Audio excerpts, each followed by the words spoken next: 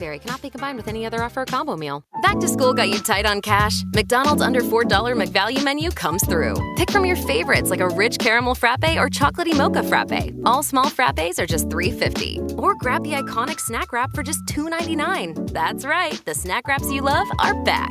Can we take a moment to celebrate the McDonald's under $4 McValue menu? There's something for every appetite, every vibe, and every kind of day. Mickey D's comes through. Ba-da-ba-ba-ba. Prices and participation may vary. Cannot be combined with any other offer or combo meal. Now, it's time for a little R&R. Ball into the bucket, lays it up and in. Live in the Anajar and Levine Accident Attorney Studios, this is Russo and Rizzo on ESPN 106.3. This team is going to be tough when they finally get it together. Sit back and relax. Let Russo and Rizzo take you home. Oh, mercy!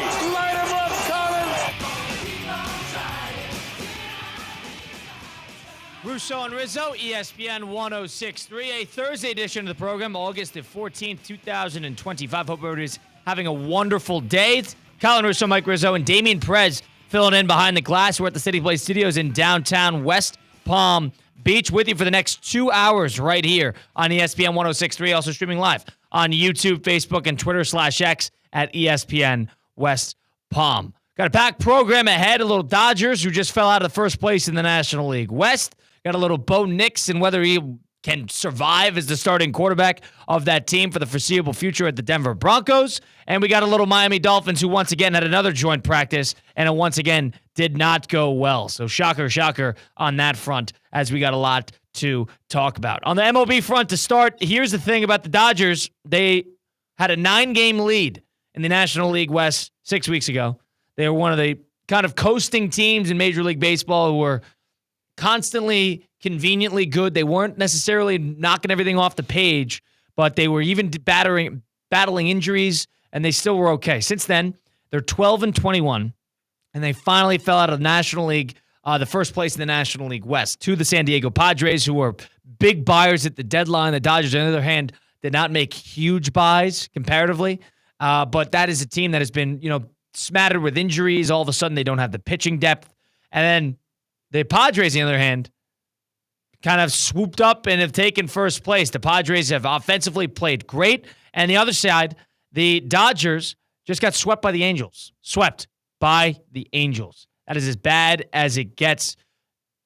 I don't want to be hyperbolic. I don't want to jump to conclusions.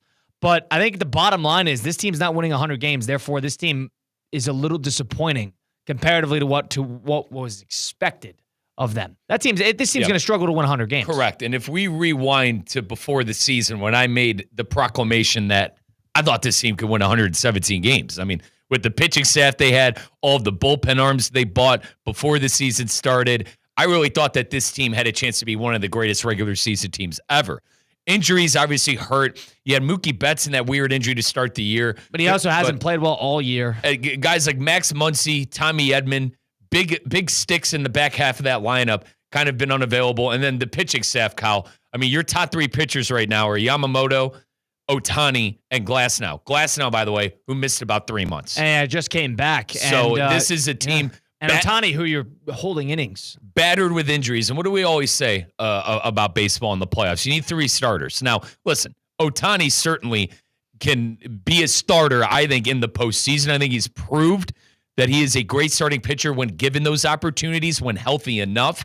But it's crazy I'm about to say this. With Blake Snell, Clayton Kershaw, Glasnow, I'm worried that if they're going to have pitching, which I didn't think I was going to be saying at this point in the season. So injuries, and I think guys coming back at bad times, I think is what's been hurting the Dodgers and that race. And not to mention, Kyle, you brought up the Padres. Those signings have worked.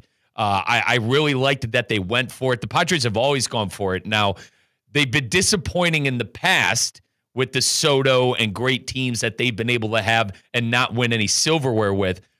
But we got to wait and see if the Dodgers are going to be able to do it in the playoffs. Certainly getting swept by the Angels and losing first place in the division, not on my bingo card on August 14th. And you never know if it's going to last, but the Padres are not going to slow down. And that team's on a 5-game winning streak right now. The Dodgers, again, 12-21 in their last 33 games. They're 68-53 at the moment. They're going to be fine. They're going to make the postseason. But could you have imagined if I told you in April that the Los Angeles Dodgers with a $450 million payroll and basically money coming out of the gills, and they're spending money on every big-name person you could possibly find, if I told you that they would be a game back in their division in the middle of August, you would have called me crazy. And even despite how good you think the Padres are, their win total this year was like 105.5. And they're going to come well short of that. This team's been a major disappointment. Mm-hmm. That's the bottom line. They're 30-29 on the road. They haven't traveled well. And they just got Blake Snell back, who pitched well in his return from the injury list. But I lean on the side that it's funny because this happens every year.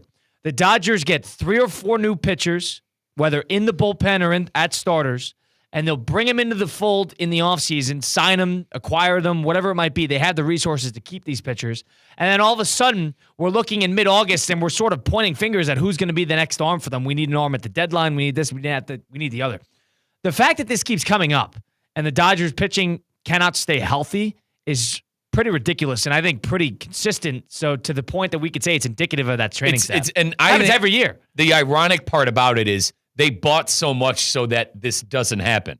Well, here we are, August 14th, and it's happening again. Yeah, Roki Sasaki was a big-time player, and then that hasn't necessarily worked out. And Snell just got healthy. I think Snell's going to be a big player for them if healthy. Glasnow never plays. It's another one. Trevor Bauer, we know how that went. I mean, Shohei Ohtani got his arm reconstructed. They're going to be careful with him. Yamamoto in and out, who's been mostly pretty good, but in and out. A Walker Buehler they had, who was couldn't stay off the injury list for the majority of that Dodger career post that 2020 World Series. They had a lot of pitchers. Clayton Kershaw, we know, can't stay healthy at this point of his career. But Kyle, Tanner Scott, even in the bullpen, quickly, Kirby Yates, Tanner Scott, Kopech, Brock Stewart, all injured and unavailable for the team. It is incredible. And it's like Glasnow was injured for 2.5, 3 months. Snell was injured for 2.5, 3 months. They were really going in with Clayton Kershaw and Yoshinobu Yamamoto. Those were their top 2 pitchers at the time. And granted, a lot of young players that got the call up from their farm systems, but I go back to what I said. They bought all that pitching in the offseason to make sure that this doesn't happen. And here we are again, happening again. Now, will things change in the postseason? Like Kyle said, you want to be hyperbolic. I totally agree. There's a lot of season left to be played, and they're definitely going to be. But this team's been a disappointment. It has been, by far. And that was the point that I was going to circle around to. I thought this was one of those teams that was going to be able to compete for the record in Major League Baseball with most wins in a regular season. They're not even going to sniff that. No, Betts has not been playing that great. Ohtani does what Ohtani does. We know how great he is. But they were great last year in the postseason because they had a great 1 through 9. They haven't necessarily shown that consistency since. It's sort of been a team that's floated, that's going to float to a playoff spot. Now, I pity the team that's going to be matched up with them in the wild card. That I can say. That poor, Chicago Cubs having to deal with L.A. would be a major problem. The Mets having to deal with L.A. would be a major problem. Not good matchups there. But if you're talking about this, if they finish this season sort of on the trend that they're on now, and this is a wild card team, and don't even win, 90-something wins. Major disappointment. That is like if the Eagles come out this year and win 9 games. That's it. It's like if the Eagles come out and win. It's like the Golden State when they got Durant in the fold. Instead of, they won 69 games after that 72-win season, or whatever it was, 67 games. It's like if they went out and won, 46 games and snuck into the postseason. Yep. That's the comparison. And if I could throw another NBA one in there, remember the 2021-2022 Brooklyn Nets with Durant, Kyrie, Harden? Then they made a trade. They acquired Ben Simmons, all to lose in the first round. Now, I know one of those years with the Nets, if Durant had a size... It was 2021. If they were, that was a bit fluky. And granted, Milwaukee ended up winning the championship. But similar to that, I mean, huge stars in baseball just coming together and not having it happen. Now, the good news for them is they won a World Series last year. It's going to buy them some time. I think it'll buy manager Dave Roberts some time as well. He's completely fine. Exactly. He's not going anywhere. You bought himself some time finally winning the World Series. Now, he won the COVID World Series, but people don't necessarily put stock in that. I do. But regardless, Kyle, there were questions with him until they won that World Series. But you go back to some of the expectations that some of these teams had and not living up to expectations. It's looking like that might be the Los Angeles Dodgers this year, especially, and quickly back to the Padres. I give them credit, too. I think the Padres saw the writing on the wall in the division. They said you got a lot of young talent. I think teams are less afraid of the Dodgers now than they were 3 months ago. And I think the Padres showed that at the trade deadline with how much that they exactly bought. Well, they're going to do that anyway, but yeah, you're right. Like, teams are less afraid of them. They are more mortal than they were even in the offseason. Mm-hmm. And maybe everything changes and they just stop on a dime. They know how to win. They'll just get there in the postseason, and all of a sudden they're going to be that buzzsaw that they were last year. Like Chief-esque, right? Kansas City-esque in some that would be matter. Kansas City when they won that. They had that 10-win season 2 years ago, and they went right back to the Super Bowl. It'd be like that. But if you're talking about it from the sense that this team is a disappointment, you can't make that official conclusion until the postseason arrives. But to this point, through 3.5 months, losing that first place in that NL West, there's plenty of season to be played, but San Diego is trending up, and the Dodgers are trending down. And they just have a weekend series coming up at Dodger Stadium this weekend between the Padres and the Dodgers. So you see the head-to-head, but I mean, geez, this is bad if you're Los Angeles. 12-21. Losing to the 50, to the 59 and 62 Angels, crosstown rival. By the way, listen, the Dodgers usually dominate it, but to get swept by the Angels, who are improved this year, give them a little credit. It's unacceptable. It's unacceptable to lose 4 games against a crosstown rival like that, which you are clearly better than. And spare me with the injury stuff. Oh, well, the Dodgers are injured. How can you feel bad? Spare me with that. How can you spare feel me bad? with that. How can you truly feel bad? I don't want to hear that. And yeah, you don't want the individual player to be hurt. You want to see them on the field. But for the team, for the fan, who is saying, oh, this team's better than bruised and the whole thing. You guys just spent $500 million in the last 2 off seasons to put together this roster. And on top of that, the training staff consistently gets their guys hurt. Yep. Consistently. It's not a great training staff. Maybe it's karma, whatever it might be. These guys are always banged up. Always banged up. Teams are less afraid of them. That is a problem in the postseason. And I love Ohtani, but it might be time for him to start earning his keep when it comes to being a two-way player. He's pitching fairly well. Not saying he's not, Kyle, but he better be available to pitch when the time comes.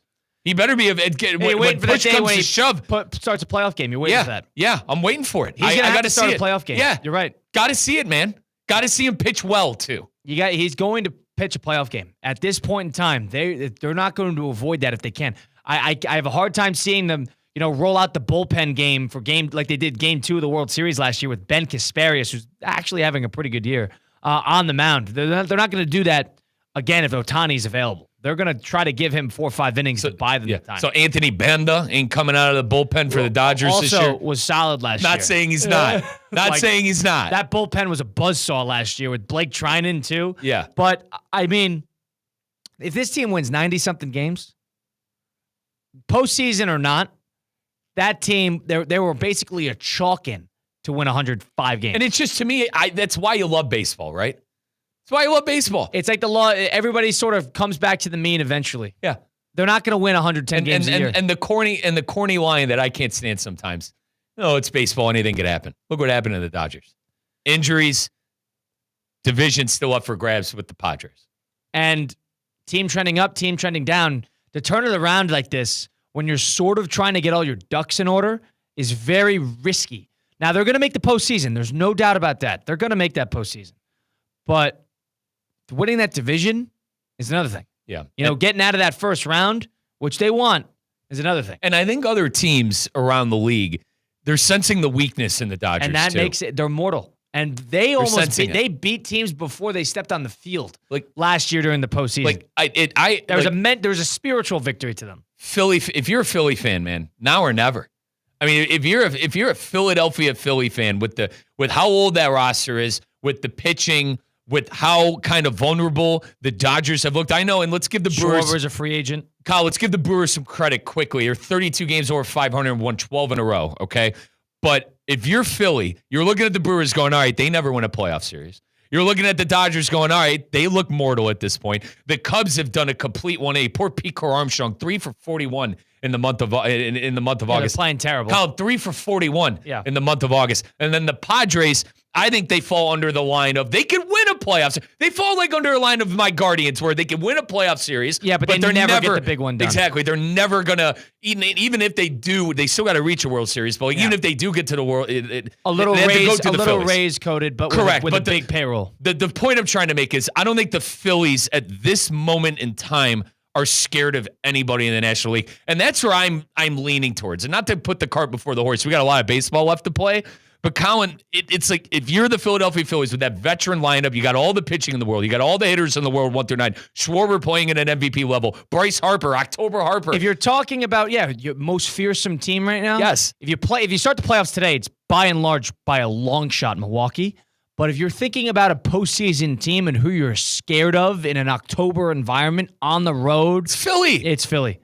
Right now, it's probably Philly, just off of the stakes alongside them and the do or die, like Mike said, but also how they've been fairly consistent this year. You know, the Bats have had their ups and downs. I get that, but they got big game players that could bust open games, bust open series. And you get the Dodgers who are having trouble fielding a pitching staff. Yep.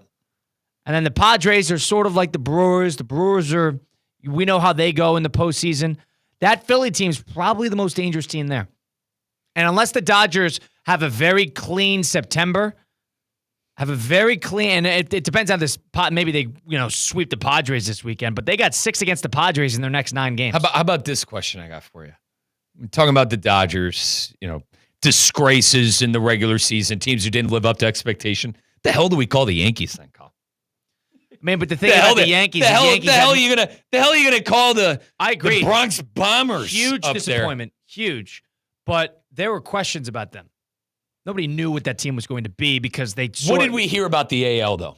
Granted, we say on the show wide open. The fact that the Tigers have capitalized on it, and the Yankees not necessarily have, but with what they bought in the offseason, you don't get Soto, fine. You go and spend a lot of money on Bellinger. You go and spend a lot of money on Goldie. You buy every damn relief pitcher that was on the market during the trade deadline. And there's just question after question. I put stock into the Yankees, Kyle, just because of how weak the AL is and the expectations set by Booney and Cashman going into the year. You lost Soto, but we're still going to be able to compete. My guards, by the way, who sold at the deadline, have no business being in this situation there. I don't think they're any good, but they're a game out from the Yankees. That's unacceptable if you're a New York Yankee fan, I think. It's unacceptable. There's questions about them making the postseason. That would be imagine that. The 2 major big market teams that we were flaunting about how it's one of those great World Series because you had the 2 biggest markets, the 2 best teams playing each other with the 2 best players at the right time. And both those teams are struggling right now in a free fall in the dog days of August. Can you imagine that? How about that? Both not in first place. If I told you that, you would have said pinch me at some point in April or even spring training. More questions about the Yankees, but they got freed. There were more players involved. Devin Williams. And both teams have been disappointments this year. Well, people are saying if Devin Williams would have gotten line with the shaving the mustache. Well, I mean, he's just a mess. He's just he's going to, and the funny part is he's going to go to another team next year and he's going to have a great year. Maybe he should bring back the clean shave. Remember how angry I was when they got rid of that? Still am, by the way. Yeah. It was a cool rule. It's stupid. But maybe there might be some merit to it now that how much of a mess it's been. I'll ask you again. Did the Yankee Clipper have a beard? Okay, I listen. My point is with these teams that are disappointing and have disappointed to this point in the regular season, it has changed the sort of triple B imbalance of the fearsome teams in Major League Baseball right now. You think about the Houston Astros, who are always going to be. People are always going to fear the Astros. As long as they're in the postseason, you're going to fear them. You don't necessarily feel that with the Dodgers right now, and you don't necessarily feel that with the Brewers. The Brewers are very, very good, and they've been excellent in the last 60 games. You can't tell me that you're fearing them more than you're going to fear Philadelphia in October. Nope. You can't tell me that. You cannot convince me of that. I even put a team like, as bad as it's going to sound, you're going to disagree with this because you can't stand this team. The New York Mets. I'd take the Mets if they sneak into the wild card. They have big game players. That's the one thing I could agree with. But no, I think the Mets are a problematic team in themselves. I do. They're game out, by the way. How about look at Terry Francona's Cincinnati Reds scaring the dickens out of New York fans. All these teams with the big markets. That's the way. It's the great equalizer. A baseball 162-game season, it's a great equalizer. Doesn't matter how good your payroll is. You need health, timing, a little bit of magic, good manager, a bullpen, good young players. You need all that. You need to count 3 starters, about 2 bullpen arms you could rely on. With that said, we still need a salary cap. With that said. Correct. And a 1 through 9. With that said, need a salary cap. Mike Rizzo, Colin Russo, Damian Perez. We're at the City Play Studios in downtown West Palm Beach. On the flip side, we talked about it about a week and a half ago, but it came out yesterday with the Lions-Dolphins joint practice throughout the day today was not pretty. And you got Mike McDaniel quoting Eminem in the post-game presser. You had the Lions reporter saying some pretty damning things about the Miami Dolphins situation here. We'll get into that on the flip side. It's Russo and Rizzo, ESPN 106.3. Live from the Anajar and Levine Accident Attorney Studios. Anajar and Levine Accident Attorneys. Call 1-800-747-FREE.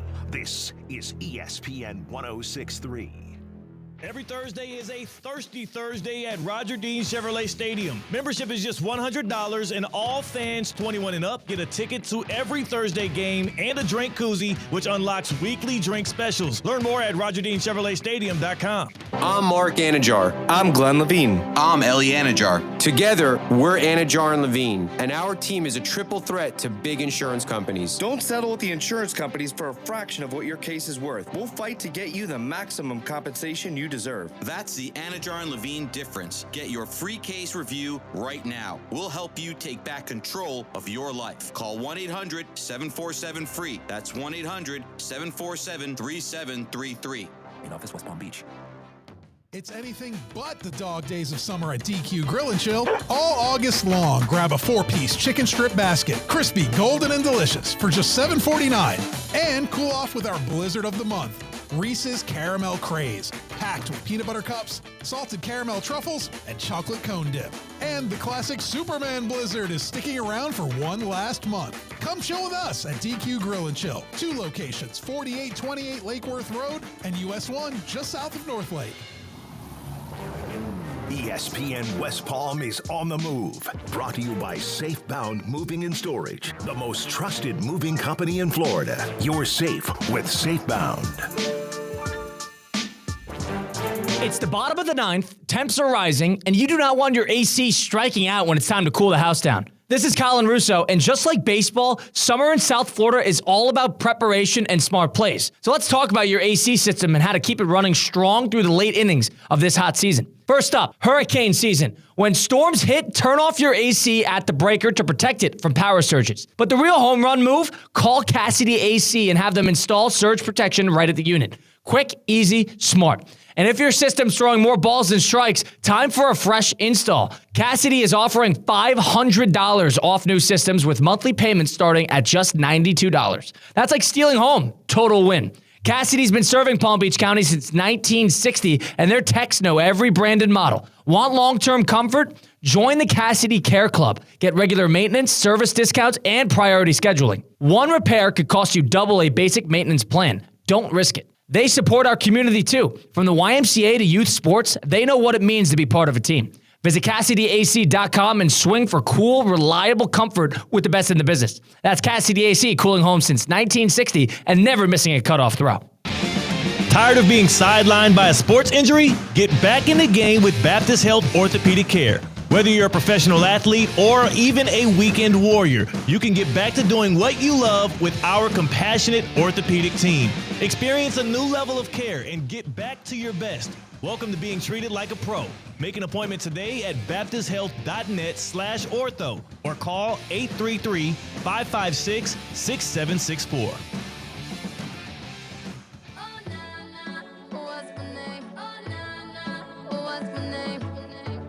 Let's get back to the Anajar and Levine Accident Attorney Studios. This is Russo and Rizzo on ESPN 106.3. You heard it, the Anajar and Levine Accident Attorney Studios. If you've been in a car accident, truck accident, suffered a slip and fall, my friends Mark Anajar and Glenn Levine at Anajar and Levine Accident Attorneys are the type to fight for you. I texted Glenn Levine the other day asking for a little bit of advice on my Ironman training, and he didn't have much to say. He just said, "Good luck, Colin. Good luck. Best of luck. Keep your head held high." Thanks, Glenn. Appreciate that. They won't charge you unless you win. He just messing with me. They work tirelessly to get you the maximum compensation that you deserve. Why settle for just any attorney? Demand Anajar and Levine today, because that's the Anajar and Levine difference. All it takes is one phone call. Take back control of your life. Don't wait. Call for that free consultation today. That's 1-800-747-FREE. 1-800-747-3733. Take back control now with Anajar and Levine. Colin Russo, Mike Rizzo, Damian Perez with us. We're at the City Play Studio, streaming live, YouTube, Facebook, and Twitter/X at ESPN West Palm. The Miami Dolphins had a joint practice yesterday with the Detroit Lions. And it was one of those joint practices where it was convincing of one side and it completely crumbled the expectations of the other side. What I mean by that is it's hard to evaluate, but it was one of those where all the Detroit beat writers were saying, this Miami team is bad. I haven't seen a lopsided joint practice like this in forever. I haven't seen a lopsided, the Miami look this bad. I haven't seen a team dominate another team in a joint practice like this in basically my experience. Now, they had another one today. They've been bouncing back and forth the past couple days. But the second one, it seems like Miami played better. But yesterday was one of those days, like Mike and I had last Friday when the Bears had theirs with Miami. Ugly. And it goes to Jonathan Zaslow's point, who we had on yesterday, who you could hear on the Zaslow Show 2.0, who when we asked him about the state of the Dolphins, he goes, don't be surprised if they're flirting with one of the worst teams in the NFL this season. And Mike, I don't want to, we did it a little bit last week. You don't want to evaluate too much into a joint practice. They're meant for training. Right. You know, it's not a game environment.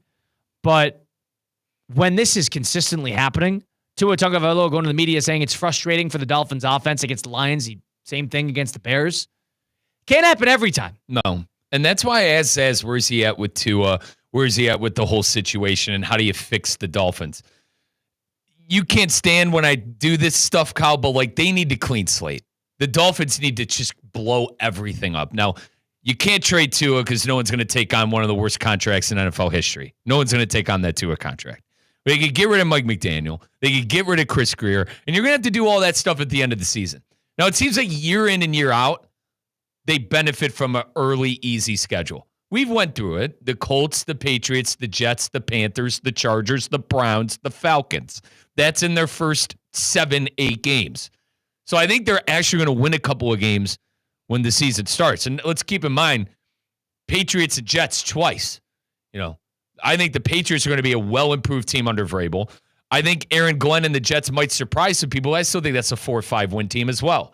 So those are winnable games. I don't think the Dolphins are going to be the worst team in the league just because they play those teams 2 times a year and they're playing the likes of the Colts, the Panthers, the Browns, and the Falcons. But I think at year's end, we're going to learn the same thing about McDaniel. We're going to win about 7-8 games, 6-7-8 games. There's going to be distractions in the locker room. Tyreek Hill is going to have an episode, and we're going to be no different than we were last Dolphins offseason. It's a lot to predict before I've even seen a regular season game, Colin. But if I had my best guess on how the Dolphins season is going to look, 6-7 games, right back where you were, running on a hamster wheel, and that's the worst place to be in the National Football League. Quote, it's the worst place to be. Quote, that was the most lopsided joint practice I've ever seen. Lions dominated both sides. Dominated both Lions sides. are comparatively better than the Dolphins at every side of the football, too. I could argue that for the Bears as well. Now, granted, I'm drinking the Bear Kool-Aid. I fell into the Bear trap once again. But I think the Bears, offense to defense, are clearly better than the Dolphins. And I think it's the same way this time around, too. The team's just better. So I think team just better and most lopsided practice you've ever seen are not the same thing. Dolphins are also professionals. Dolphins are an easy target right now.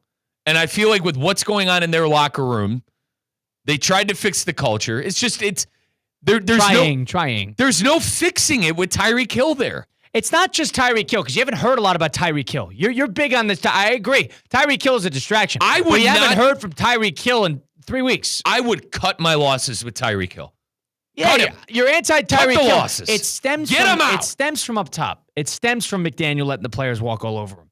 Miami's now in a very dangerous position because, yes, is the training camp and how joint practices go indicative of how the season goes? Probably not. But if we're thinking about the trends here with Miami, everything is almost negative. Injuries, guys getting carted off the field, season ending, joint practices getting dominated, offense being very inconsistent. You have a quarterback whose health is in question. You have big personalities in the locker room that you don't know you can contain, and you have a coach at the helm who is a little too hip for the job. That is a very slippery slope that could all of a sudden, 6 weeks from now, stem into, boy, is this team a dumpster fire? Boy, is this team, do we need to make an immediate move? It's not their style, but it's an immediate move. Do we need to change something? To bring it back was a mistake. To bring the Greer and the McDaniel back this year was a mistake in itself. Well, last year, what they did is they downplayed how bad the offensive line was. They said the offensive line's in fine shape, and the offensive line throughout the season was abysmal. Abysmal. And they're doing the same thing with the secondary this year. Now they made changes to the offensive line. Secondary's okay. We're good. Secondary, not a major issue. Now, 2 injuries to it on top of it already, stinking. That's going to be another piece of the team that is just not going to be good. So what is Mike McDaniel going to be? I can't be your Superman. Is he going to be singing Eminem again? How did I miss that? By the way, the hell did you see that? He started quoting 8 Mile and Eminem when they asked about the joint practice. I'll get the official quote. Is that a bit too hip? Damian Perez. It's just his general. God, he lets him walk all over him. Our producer here at the City Play Series, you're a South Florida man, good, born and raised here, brother. You're all right with Mike McDaniel? I can't be your Superman. Can't be your Superman. I think that's all fine if you're winning. But in the position where the Dolphins are, I feel like they need that discipline. And McDaniels, as of now, is not offering. And to that point, Colin, there's a time and place to, I think, drop Eminem lines. But it just further, I think, proves the point that McDaniel can't control a locker room. I think the guy is going to be a hell of an offensive coordinator when he's done being the head coach of the Miami Dolphins, which might be sooner rather than later. But as we've learned, the Dolphins don't necessarily fire coaches mid-season, so he's going to get the full season. I understand people are writing it was the worst practice they've ever seen, and if Tua's healthy and you do have Tyreek Hill on the field, I think he's a major distraction, as I've alluded to. Jalen Waddle, A-Chain, and an improved offensive line. This team's not going to be the worst team in the NFL. They're going to win games, but it's going to be Groundhog Day at the end of the year. It'll be Groundhog Day. You're going to be the same exact spot you were in last year. Same exact spot. A middle of the pack, 6-7 wins. And what do you do? That's the worst. Is that not the worst place to be in the National Football League? It's funny because it's a work in progress is what you like to hear a lot throughout training camp. And the funny part is about hearing quotes like that is you usually have something that is a major change to your team when you're working through something. Caleb Williams, working through learning a new offense. Trevor Lawrence, working through learning a new offense. New pieces, new run game. Jordan Love, guys who I haven't thrown to these guys before. Look at the Dolphins. This has been a lot of the same guys for about 3 years running. And the same system for about 3 years running. The fact that we're sort of coming back with the same offense and we're just trying to get better piece by piece. At what point does the fans say, enough already? At what point do they say, I don't care how much we're working through the kinks. This is year 3, year 4 of the same weapons, the same system. This is not like we're making major changes. Mm-hmm. Tyreek Hill has been involved. They've had Mostert. They had Devin A-Chain. They've had players that Waddle. They've had all these players for a bit. They've had McDaniel for a bit. They're not changing systems. At what point, and we're 2 years removed from them having a very good year, working out the kinks offensively?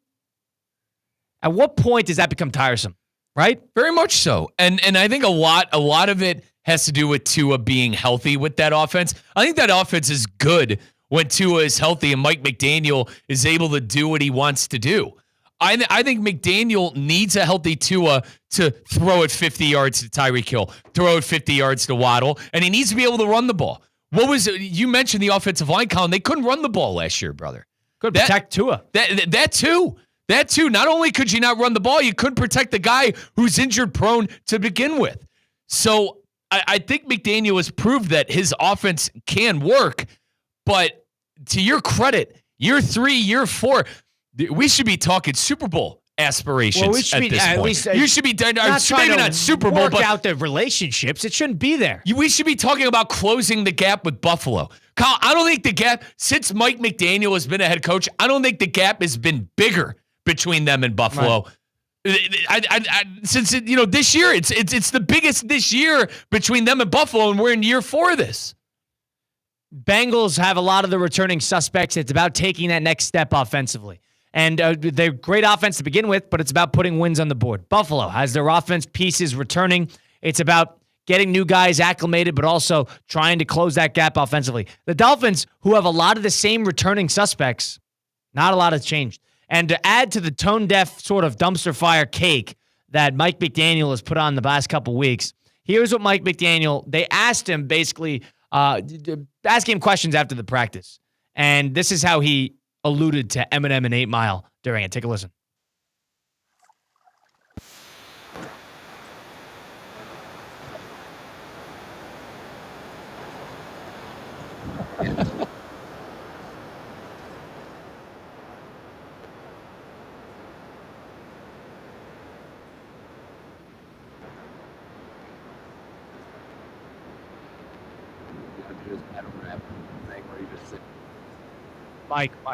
Mike McDaniel, please.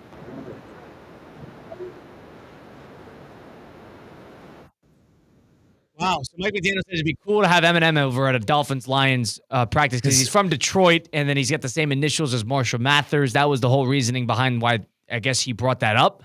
But we got one of the worst training camp practices that the Dolphins have had this offseason, and he's talking about how it'd be great to how Eminem would be an awesome add to the training camp atmosphere, and how he loved 8 Mile growing up in high school when the team is disheveled and completely out of sorts. Does he know it's bad? Does McDaniel know it's bad right now in I don't know. practice? Every time I see him speak, it sounds like he has no idea where he is. Let's call it like we see it. Have you ever seen him at the podium? It's like he's scanning. I lost full count. He's looking. I lost full there, brother. He's looking all over the place like he just got there for the first time. He has no idea where he is. Mike, please. The offense. What next? I forgot. We're still working out the kinks I had offensively. like 2 things to follow up with you. I forgot every single one of them. Mike McDaniel, this is year 4 of this, brother. We have the same weapons as last year. The Dolphins have the same weapons as last year. That was funny. What, are we working out the kinks still? Oh, that was hysterical. Yeah, I'm not in on his. I don't like the personality. I don't like the hip nature. It just, there's nothing to back it up. Now that we're on it, is there anything worse than a fake media laugh, by the way? Oh, yep. Damien, can you play the beginning of that? You're going to hear the fake laugh, and then you could just end it after it again. Yeah, no, you're good, brother. We're going to take a second. But Mike McDaniel. It's the fake. Who the hell is laughing at that? Who's laughing at Mike McDaniel? And it's funny because it's all the Dolphins beat. What I mean. It's all the Dolphins beat or the Lions beat or the national media who just watched the slaughtering on the field. Yeah. And instead of, and all they do is they got to, ha, ha, ha. One more time. Nice, Mike. Take a listen to Mike McDaniel's answer.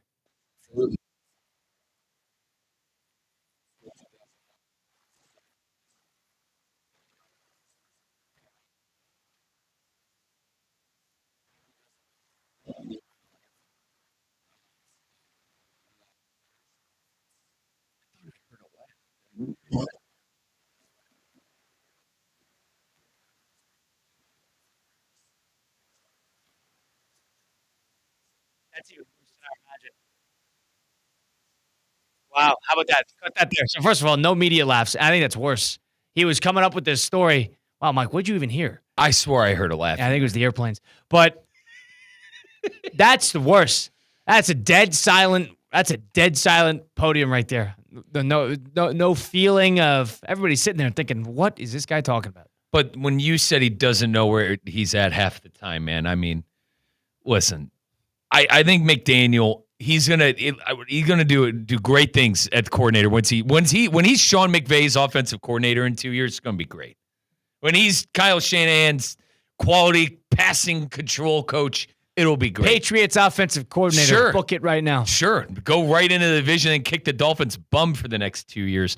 Go work for the Steelers under Tomlin when they get Arthur Smith out of there. There needs to be a reset. I know Dolphin fans don't want to hear that. There needs to be a reset. There should have been a reset before this You can't write home too much about a joint practice, But when this all blows up and this is all falling off the rails and we're not even at week 5, Yeah. and they have a pretty easy start to the schedule. When this all falls off the rails, we're going to have to start to ask some questions inward. Last thing here, too. Talk to a no-names, please, NFL reporter has been covering a team for the likes of 50 years. One of the biggest things he told me was the fact that Chris Greer is still there with Miami is probably a little more surprising than Mike McDaniel. That's why they're going to be late to make a decision at whether to get rid of those guys, because if they do it, it's going to be a complete flush. And if they're not going to do that unless they're absolutely sure. How does Greer survive Flores? The thing is, you're not. He survived Brian Flores. Well, right, but that was a player. That was a player-coach communication problem. But you're right. If they get rid of him, they're not going to keep around the general manager. I think that's probably known. I'd be blown away if he did stick around. So if that's the case, they're going to have to be absolutely sure that is it. Mm-hmm. Absolutely sure that he is out. Mike Rizzo, Colin Russo, Damian Perez, 888-760-3776. Dolphins' next steps. Are this team closer to being the worst team in the league than they are to a playoff team? Are we really having this discussion? Are they closer to being the worst team in the league than a playoff team? 888-760-3776. Damian Perez, Colin Russo, Mike Rizzo, Russo and Rizzo, ESPN 1063. Live from the Anajar and Levine Accident Attorney Studios. Anajar and Levine Accident Attorneys. Call 1-800-747-FREE. This is ESPN 1063.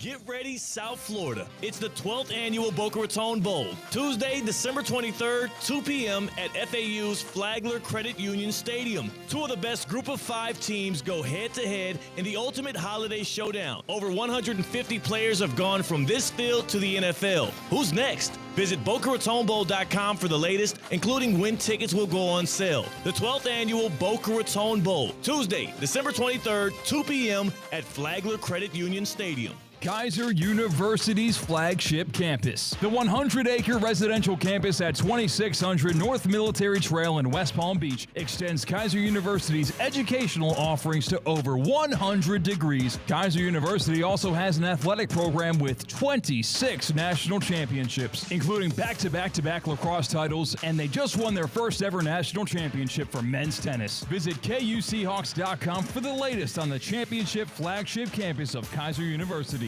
Want to make a real impact in your community? Support Actors Rep's $40,000 campaign to save their historic nonprofit theater in West Palm Beach. This theater has been home to bold performances and life-changing education programs for over 40 years. Visit GoFundMe.com/SaveActorsRep to donate, or check out one of their upcoming events. Let's keep the arts alive together. Lytle, Ryder, Smith, Ivy, and Fronrath, proudly representing the residents of South Florida since 1985, and proud supporter of Inter Miami on ESPN West Palm. Lytle, Ryder, Smith, Ivy, and Fronrath has attorneys across South Florida ready to fight for your rights. They've recovered billions for their clients, and you won't pay anything unless you win your case. If you have been injured, call the attorneys at Lytle, Ryder, Smith, Ivy, and Fronrath, 561-867-4117, or online at foryourrights.com. Main office in West Palm Beach. The Cognizant Classic in the Palm Beaches returns February 25th through March 1st, 2026. To show our appreciation for our fans and community, we're offering the lowest available ticket prices for a limited time. Enjoy the beautiful Palm Beach weather and watch PGA Tour players compete in your backyard at PGA National Resort. These exclusively priced tickets are on sale now through August 25th at thecognizantclassic.com/ESPN. Calling all sports fans, grab your MVP card and head to Duffy's where you can catch all of the action. Not an MVP? Sign up for free and start earning rewards today. Duffy's is voted the best sports grill year after year with their award-winning burgers and wings. Don't forget about Duffy's famous 2-for-1 drinks all day, every day. And with over 80 TVs in every location, you'll never miss a minute of the game. Visit Duffy'sMVP.com to learn more. Duffy's, our game is always on.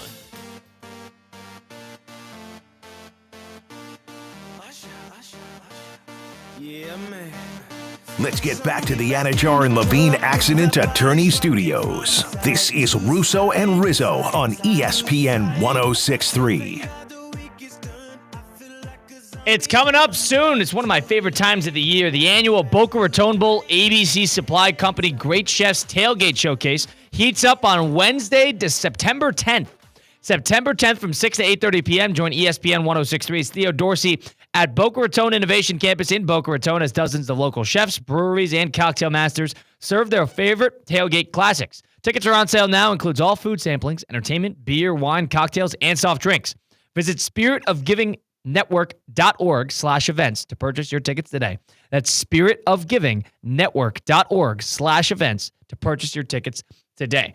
Last year at the Great Chefs Tailgate, Mike and I put on a display because it's all these great restaurants from all the South Florida area. And they all come to this ballroom at the Brick at the Boca Raton Innovation Campus, and they hand out these samplings. Some of them are a little bigger than others, but most of them are these hand-sized type of appetizer foods. And you grab them and you move on. There's 100 of them, so you got to try all of them. And if you make an effort to try all of them, you're going to have it's going to be a rough outing. No, you could do it. It's doable. You'll be all right. Colin overate on the towards the end, we got out of hand. We call Colin the Cookie Monster. And it's got the cookies at the end. It was a problem. I need a cookie hotkey. Yeah. But yeah, we call Colin the Cookie Monster. Would you have 15? I don't know. I don't think I don't think it was that many. I think they clocked you at 15. I don't think it was that many. You were looking green. Everybody likes to overplay that. I was fine. I just need to go for a walk. It wasn't green. You were white. I need to go for a walk. Was it? They were like, Mike, your partner's green. I said, no, he's white. I need to go for a walk. You needed to regurgitate. Everybody's about getting out of their comfort zone until it's time to get out of their comfort zone. That was me. I was testing my limits that day. To be honest, there's no... testing my limits. Take it from someone who is a chronic overeater. There's no worse feeling in the moment than overeating. You just got to go for a walk. Oh, God, Kyle. You just got to go for a walk. Guess so. Damien, what do you do when you overeat? Do you just kind of breathe it out? I just breathe it out. I try to I need to go for a walk, and I need to be left alone. And then after a couple minutes, I'm all right. Honestly, there's not much you can do. You can puke. Going for a walk that would help. never. That would DEFCON. That's DEFCON 1. I would never do that. But that's just honestly, it's something you got to deal with. You know, you embarked on this journey, and you just got to deal with it. You've never. I've never. I've overeaten to regurgitation. Never. Before. That's disgusting. One time in my life. That's disgusting. It was in high school. Oh God. It was after a basketball practice, and we went to the King Dragon buffet. You sure you didn't just get sick? No, dude. Colin, I had 16 plates. I mean, we're talking about I had 16 plates. I had to. I felt like $1 million after. Mike's standard Chipotle order is a bowl and a double wrapped burrito on the side. Do you want me to go through it? No. You've told me before. You told me it's a lot. It's a lot. Let's just put it that way. It's a lot. But I don't. Granted, it's maybe because I eat it. I like eating Chipotle, but I'm used to Chipotle, so that doesn't I'm not sitting there oh, I think I ate too much. I ate 16 plates at the King Dragon buffet in Parma Heights, and I'll tell you what, man, that was the most pain I've ever been in my entire life. Wow. I don't think I was there. You were not there. No, I would never do that. You were not there. You but got it. You got it out. You had got it. You made your bed. You lay in it. You had too many. You could go around the world at your chef's tailgate and be completely content. I had a couple doubles on a couple of these restaurants. It was too much. It was fine. I'm gonna get a little bit more. I'm gonna get a little bit less, but it's still pleasant. I'm still gonna eat around the world. Oh, of course we are. Do you guys remember the sexy bacon chef?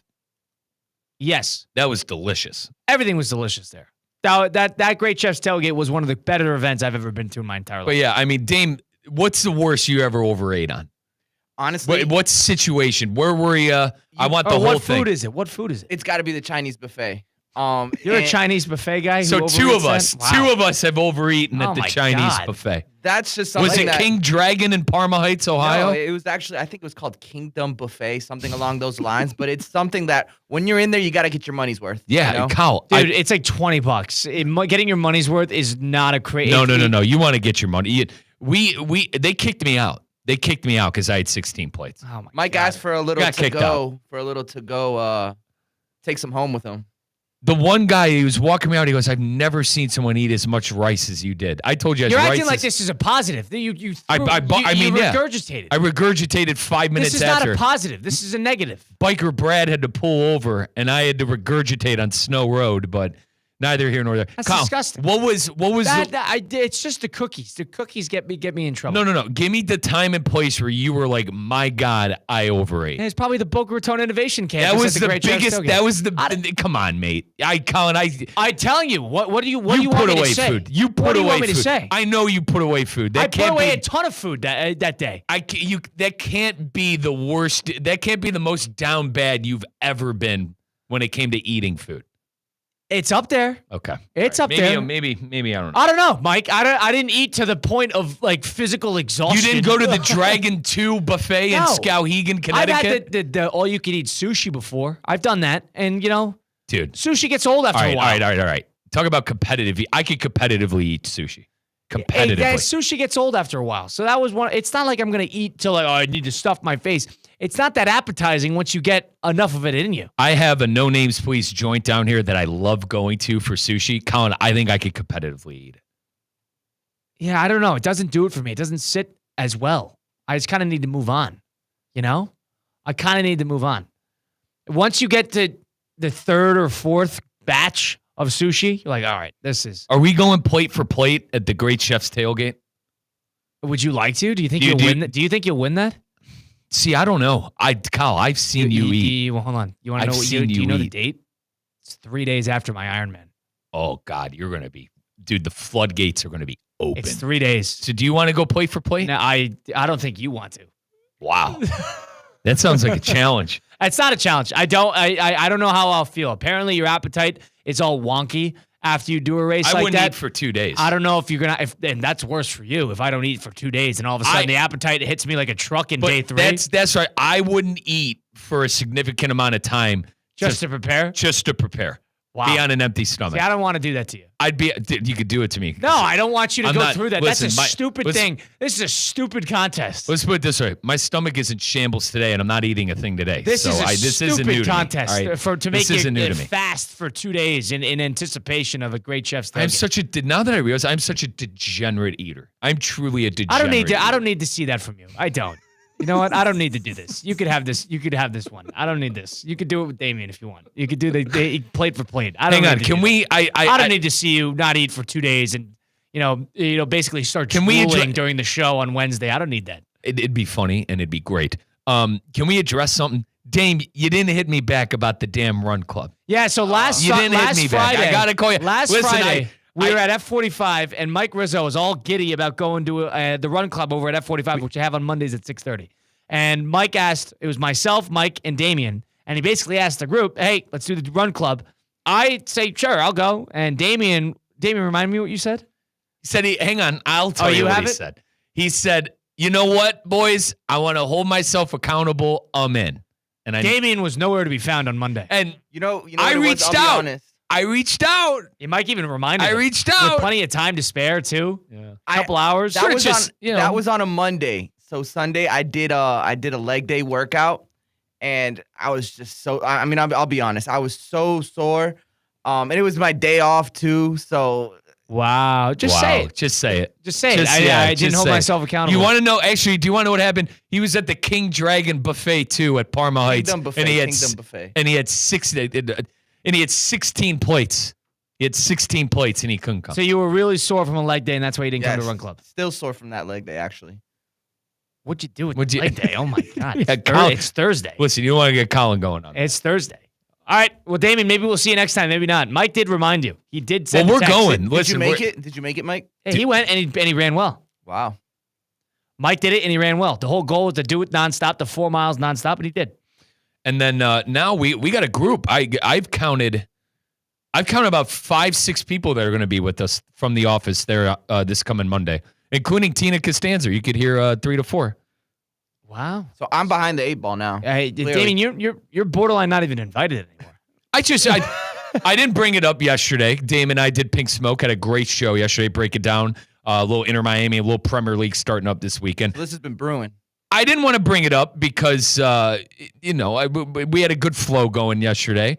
But I feel like it was apropos to do it on air. Usually I wouldn't do it on air, but you agreed on air and you didn't text back. That's the only reason I did it. You could have said, hey, not feeling it today. Yeah, just had a big leg day. Perfect day. Don't worry about it, brother. We didn't hear crickets from Damien. Wow. How about that? He was. You should say something to Mike right now. You don't need to. You know what? No, you it's want to fine. apologize? You don't need to say You should anything. apologize. I should. You know, you got me. I apologize. It's okay, bro. And I'll run 8 miles next time. Go with Mike and run 8 miles.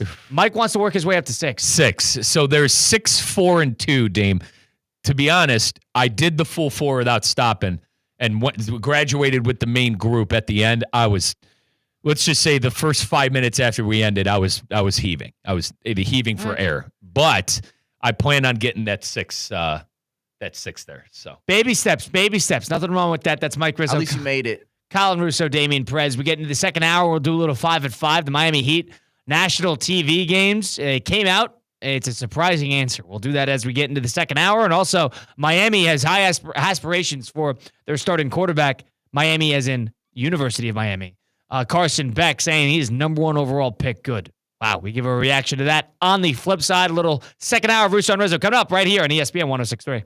Business owners, are your employees driving you nuts? Is money tight? Or have you just poured your heart and soul into your business and now it's time to retire and just relax? At Transworld Business Advisors, they have buyers from all over the world ready to buy your business now. Call for a confidential conversation about your business's current value. 561-203-5121. That's 561-203-5121 or visit tworld.com today. Canes fans, mark your calendars.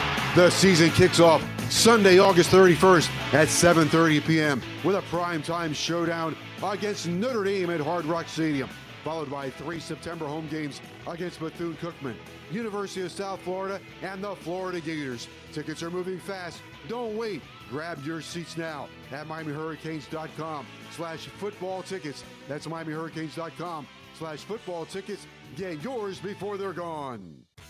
Hey, Steph Prince here, General Manager of ESPN West Palm, to tell you about a team that has meant a lot to me and this community for a long time. Bob and the team at Bradley Heating and Air Conditioning have been helping me stay cool for years, whether at home or in the office. And living in South Florida with 3 kids, I don't know what I'd do without them. Family owned and operated, serving Royal Palm Beach and beyond since 1980. Let the knowledgeable and trained team at Bradley help you with your residential and commercial needs, installation, repair, seasonal maintenance, upgrades of all makes and styles and models of HVAC equipment, and so much more. Bradley Heating and Air Conditioning does things right the first time and makes the process smooth, stress-free, and most importantly, keeps you cool. Give them a call at 561-793-7497. That's 561-793-7497 or BradleyAir.com. Any need, big or small, trust the amazing team at Bradley Heating and Air Conditioning. Anajar and Levine. Call 1-800-7473. That's 1-800-747-3733. ESPN 106.3. WESP Jupiter, a Good Karma Brands radio station. It's Theo Dorsey, and I'm feeling hot. Temperatures are up, but your water shouldn't be full of mystery floaties. Culligan's got your back with water testing and reverse osmosis systems to keep things clean, cool, and crisp this summer. And get this, you can try it for just $10 a month. Stay cool, stay hydrated, and stop drinking who knows what. Visit Culligan.com today to schedule your free water test. Hey, Culligan man! To help those who want to be helped, but may not be able to afford it. That's what PGA Tour winner Grayson Murray had envisioned for a foundation before he sadly took his own life at just 30 years old. His parents channeled their grief into creating the Grayson Murray Foundation, carrying out his vision to help those struggling with mental health and addiction. To donate and learn more, visit GraysonMurrayFoundation.com. Every Thursday is a Thirsty Thursday at Roger Dean Chevrolet Stadium. Membership is just $100, and all fans 21 and up get a ticket to every Thursday game and a drink koozie, which unlocks weekly drink specials. Learn more at RogerDeanChevroletStadium.com. Hey, it's Evan Cohen from Unsportsmanlike, and if you love football, you're in the right place. Tonight, the 2025 season of High School Game Day kicks off. We're on campus in West Boca for a huge matchup with Chaminade. It's a battle of state champs live at 6 here on ESPN 106.3. Look, up in the sky. It's a bird. It's a plane. It's DQ Grill and Chill's new Superman Cake Batter Cookie Dough Blizzard.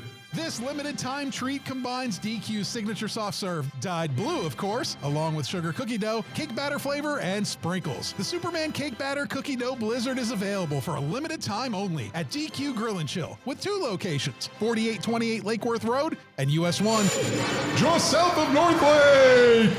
Tina, I've been looking everywhere for you. Hey, Colin, what's up? How's the gym? It's been great. I'm seeing results. My sports-certified Vitacost products have made a world of difference. Oh, same. Isn't it great? Vitacost is basically the reason I've been able to keep up with Ironman training. Everything you need is in one place for my BCAAs, protein, and electrolytes. Best part, it's all clean and free of banned substances. Go re-up on your supplements today. Visit Vitacost.com and use code ESPN20 for 20% off. Level up your game with Vitacost. Hey everybody, it's Cade Chumsland. Every week, Land Rover Palm Beach supports local student athletes as they grow on the field, in the classroom, and in the community by naming a Player of the Week. This year, $35,000 will be awarded to student athletes and their schools. Tune in to ESPN West Palm High School Game Day every Friday night as I unveil this week's featured athlete. If you have a great performance that I need to know about, DM us at ESPN West Palm. Land Rover Palm Beach, above and beyond. Now, it's time for a little R&R. Ball into the bucket, lays it up and in. Live in the Anajar and Levine Accident Attorney Studios, this is Russo and Rizzo on ESPN 106.3. This team is going to be tough when they finally get it together. Sit back and relax. Let Russo and Rizzo take you home. Oh, mercy! Light him up, Colin! Russo and Rizzo, ESPN 106.3. We got Colin Russo, Mike Rizzo, and Damian Perez. If you missed any of the show today, you want to listen back, go listen back on Russo and Rizzo, Apple, Spotify, wherever you get your podcasts, all those great places. Watch us back live on our social medias at ESPN West Palm on YouTube, Facebook, and Twitter/X. We got high school game day coming up right after the show today. That is going to be between West Boca and Chaminade down in South Florida, the real South Florida, the Broward counties. And that will be a classic game that will be taking place. You can listen to that full play-by-play tonight on ESPN 106.3. We got Damian Perez filling in for Christian Cat, who will be on site doing play-by-play, so stay tuned for that. That should be a lot of fun. In the meantime, it's time for us to bounce around a little bit. It's time for us to have some fun. Let's do a little 5 and 5 presented by Flagler Credit Union. 5 topics. High five. 5 o'clock. It's 5 o'clock somewhere. Let's get out of here. Endless takes. You can't handle the truth. All gas, no brakes. And it's shaking big time. It's time for the 5 at 5. Hold on to your butts. Presented by Flagler Credit Union, proud supporter of FAU athletics. Earn up to $700 per year with boost checking from Flagler Credit Union. Number 1. Mike Rizzo filling in for Christian Cat on the 5 at 5. This came out about 15 minutes ago. Daniel Olafusi, who covers the Browns on ESPN. Breaking news. Browns running back Quinshon Judkins won't face charges for formal battery charge. Prosecutors said they declined to pursue the charges after reviewing police reports, body-worn camera videos, video surveillance, photos, phone records, and the victim's sworn statement. According to a decline memorandum obtained by ESPN. I'm so sorry, I'm not law guy clearly, but Judkins isn't going to face charges. I mean, Colin, he could probably come back as soon as what, week 1? If he's not going to face charges down there? I don't know how they do that, but the this NFL, is surprising. Wow. Here's the thing. The NFL could discipline him for getting a court case to begin with. But he's not facing charges. And once again, the prosecutor said they declined to pursue the charges after reviewing all the evidence. Sounds like he was absolved. Exactly. Yeah. So it seems like Judkins might be in a uniform sooner rather than later with 2 more games to go. Granted, he's going to not obviously be around for preseason game number 2. I can't speculate what will happen, but wow, that's surprising. But at the same time, yeah, your thoughts, Judkins not getting any charges. A weird situation to begin with. The fact that it happened in Fort Lauderdale right before the training camp started. You don't know what actually went down. But it sounds like either it was more of a you're not going to be able to get the charges landed or something, or there was nothing he did wrong, whatever it might have been. They went through all the evidence and decided that this guy you can't go after him in court, in the Right. court of law. So you're not going to be able to get anything to stick. My big thing, Colin, is that they reviewed body-worn camera Yeah, videos. so they went through everything. Video surveillance, photos, records, this and that, and they're not going to charge him in the court of law. Right. Clearly, it sounds like Quinshon Judkins. They have no case. Exactly. Did nothing. I don't want to say did nothing Well, you wrong. don't know. You can't know. speculate, but exactly. they don't but have a at the case. They don't have a case. Different than not doing anything wrong. Right. So it's a matter of if he did how much he did wrong and whether they could prosecute him in the court of law. But point is, if he's back with the Browns, they need the help. So Wow.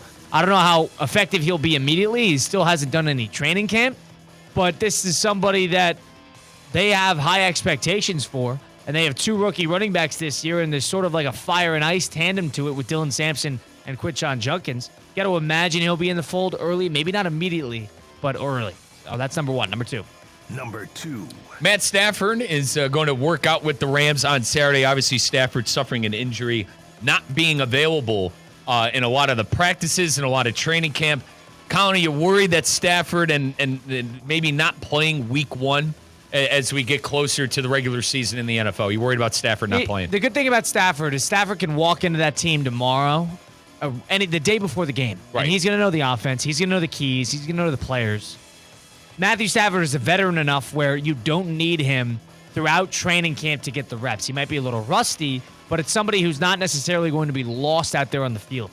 To that point, he sort of tapes himself up every single season and just survives to the end and then tries to figure it out. He doesn't have a lot of time left in the league, probably because of his body, but also he's had a terrific Hall of Fame career, probably Hall of Fame career, definitely Hall of Fame career. But Not even close. Not even close. And the fact is, he's not walking into a new offense. He's not walking into a new system. They have Devontae Adams, sure, but they have a lot of the same guys as last year. They have a young defense. Do they need him to be great immediately? No. This is a team that also can squeak their way into the playoffs. They're a good second-half team usually. They don't need him to be Superman early, but to trust the timeline, if he's ready for week 1, and even if he hadn't even practiced that much, you got to be okay with it because it's Matthew Stafford at the end of the day. He's a Hall of Fame quarterback. He's one of the last of a dying breed of just true pocket passer, big arm guys that kind of dominated the mid-2000s, late 2010s, and he'll be okay. That team will be okay. That team is a Super Bowl contender with Stafford. They're not without. The only thing that makes me worried is that it's a back injury.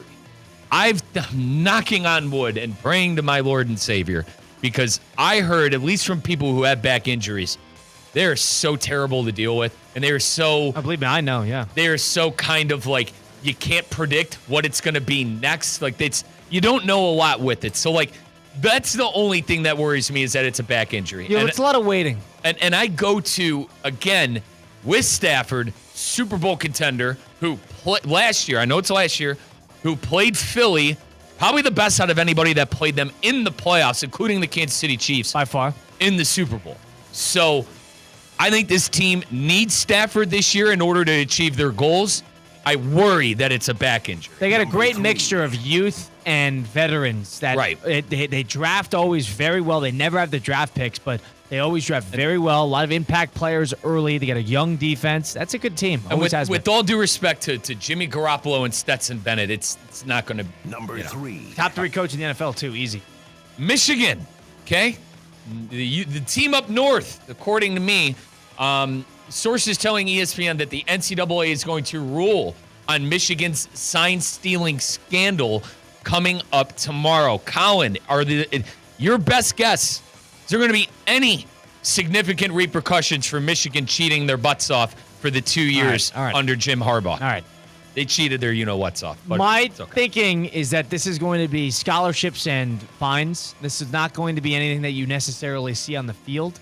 This is going to be a slap on the wrist, so to speak. It's taken this long. You probably would have heard through the grapevine that this was going to be a major, major punishment. My thinking is that it's not. Maybe they take away some scholarships, 10, 15 scholarships. They fine them a little bit of maybe recruiting sanctions, which mean nothing nowadays. It's something along the lines of a fake handcuff on them in terms of how they do business. I don't think this is going to be a big-time punishment. I don't know if they deserve a big-time punishment because the coach... Oh, they do. Hold on. Do. The coach is out of town. So, and the team that you're punishing, I agree, it's the program, but you're punishing the current team for a lot of guys who weren't there. Let me explain to you why a punishment is due. Michigan coach Try Sharon to Moore. hide your bias here. Michigan coach Sharon Moore is expected to be suspended for at least 2 games in the upcoming season for deleting a thread of 52 text messages with him and Connor and they'll Stalions. choose those games, whatever game he gets suspended for. Why are you deleting those text messages, Sharon? I'll tell you why. Because you're guilty as could be. Okay. I hope something serious comes from it. I hope a postseason ban comes from it. I hope scholarships come from it. Ohio State received a postseason ban for tattoos. Give me a break. Michigan was stealing signs with guys on the sideline. Granted, the NCAA had more power back in the day when Terrell Pryor was getting free tattoos. But this is an actual cheating scandal. I wish they'd throw the book at Michigan and tear down, that national championship, but it'll never happen. Tear down the national championship. Correct. They cheated during a national championship. Oh, my God. Mike, they beat you guys without Jim Harbaugh on the sideline. Remember that? Yeah. They won fairly for 2 years. They cheated their bums off for 2 years. They won without Harbaugh. They cheated in the miracle snowstorm Harbaugh got in Michigan. They cheated at home with C.J. Stroud in his final year. The story came out, and then the last 2 years, the last 2 years, I got nothing to say. They beat our butts. What do you want from me? They beat our butts the last 2 years. And they won the national championship fair and square, too. No, I wouldn't call that fair and square. But they beat our butts 2 years straight, Kyle. I give them that. But the 2 years that the Buckeyes had C.J. Stroud, they were cheating their you-know-what's off. All right. Anyway, we're moving on. Moving on to College Game Day. College Game Day is going to be live in Columbus coming up in a few weeks. I know you're not necessarily game day guy, but it is going to be Lee Corso's final headgear.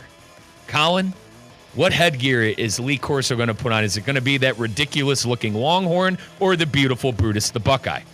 I saw that Texas was the first number 1 overall team in the AP poll to not be favored in week 1. Does it not say the caliber team that Ohio State has? All right. But at the same we time, don't know the caliber team, number 1. But what team I think he's going to choose Texas to win. I think he's going to choose the road up, the underdog. I don't think with the underdog, so to speak. Mm-hmm. I think he's going to go with the Mannings on his side. I'd be blown away if he goes with Ohio State. I think he goes with the Buckeyes. It was the first headgear he ever put on. But like I said, I know you're not a game day guy, but like Corso retiring is a big deal to me, man. It was like one of those things where, NFL Sundays, it would always be TJ and the guys and Boomer, but Saturday was college football. It was Mark May, as much as I couldn't stand Mark May. Good at his job, hated his takes. Mark May, Kirk Herbstreit, and Lee Corso, man. That was a legendary desk. Still is a legendary desk with all the great characters on it now.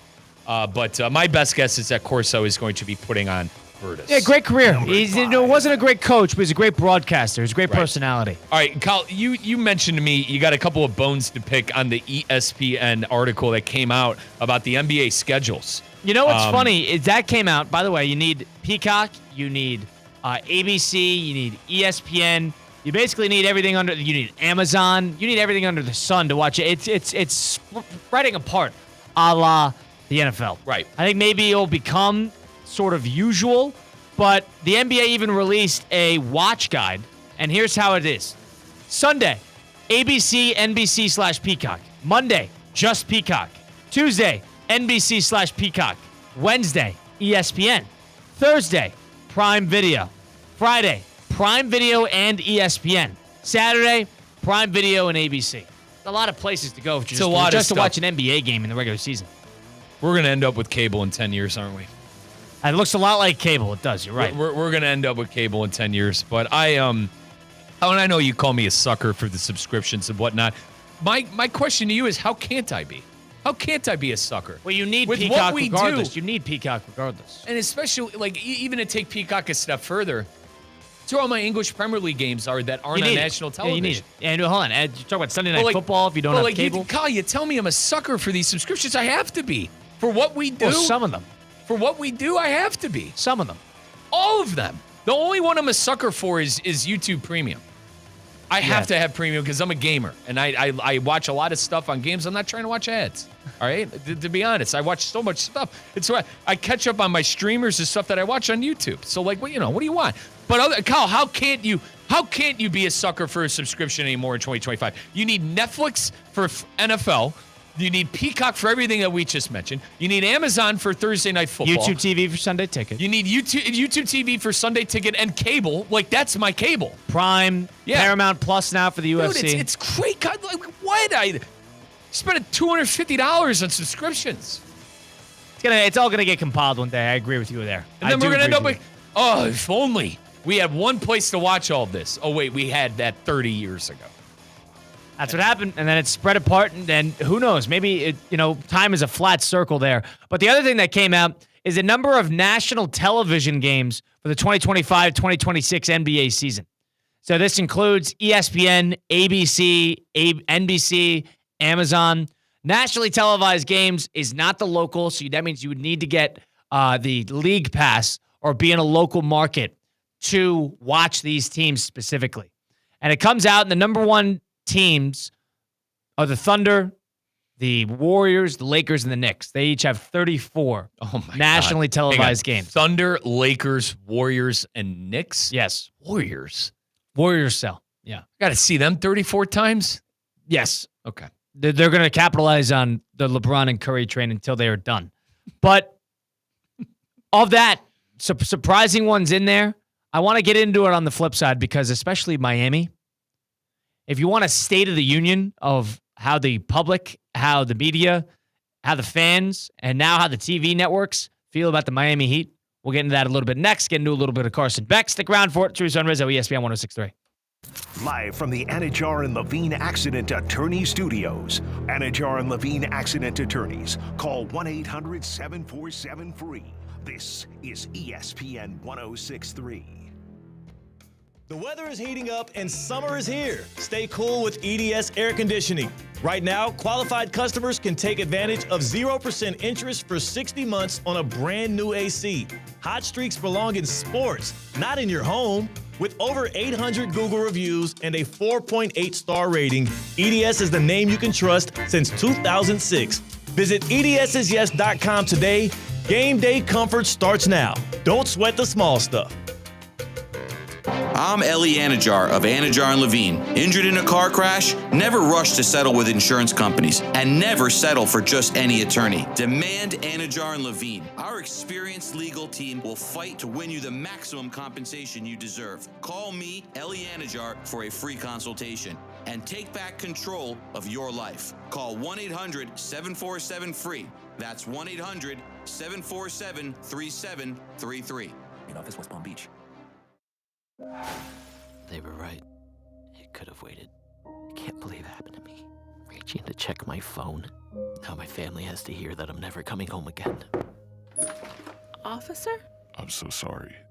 I have some very sad news to share with you. Every day, 9 people on Florida roadways don't make it home. I was one of the people that didn't make it home. Ride with Do Not Disturb. Every trip, every time. Let's get everyone home safely. A message from Florida Department of Transportation, Target Zero. For more information, visit targetzerofl.com. Tina, I've been looking everywhere for you. Hey, Colin, what's up? How's the gym? It's been great. I'm seeing results. My sports-certified Vitacost products have made a world of difference. Oh, same. Isn't it great? Vitacost is basically the reason I've been able to keep up with Ironman training. Everything you need is in one place for my BCAAs, protein, and electrolytes. Best part, it's all clean and free of banned substances. Go re-up on your supplements today. Visit Vitacost.com and use code ESPN20 for 20% off. Level up your game with Vitacost. Elevate your drive with the new 2026 Range Rover Velar P250S, where sleek design meets powerful performance. Lease it today for just $749 a month for 36 months, with $6,995 due at signing. This is your chance to command the road in signature Range Rover style. Visit Land Rover Palm Beach today and make sophistication yours. Land Rover, above and beyond.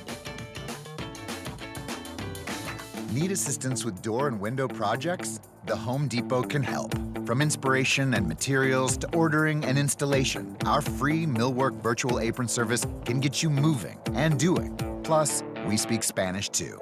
Our associates can help you tackle complex jobs without you leaving the job site, saving you time and money. Call us at 1-833-HD-APRON or visit homedepot.com/MVA. The Home Depot, how doers get more done. Hey, listen to this. All I needed was a new starter. Got a great deal on eBay. Did it myself. Yeah, that's cool. But how about the soft purr of an upgraded exhaust when it fits just right? For me, it's the little things, like these new windshield wipers from eBay I installed. From small fixes to big upgrades, eBay has all the parts you need at prices you'll love, guaranteed to fit every time. eBay, things people love. Eligible items only. Exclusions apply. It's Theo Dorsey, and I'm feeling hot, hot, hot. Temperatures are up, but your water shouldn't be full of mystery floaties. Culligan's got your back with water testing and reverse osmosis systems to keep things clean, cool, and crisp this summer. And get this, you can try it for just $10 a month. Stay cool, stay hydrated, and stop drinking who knows what. Visit Culligan.com today to schedule your free water test. Hey, Culligan man!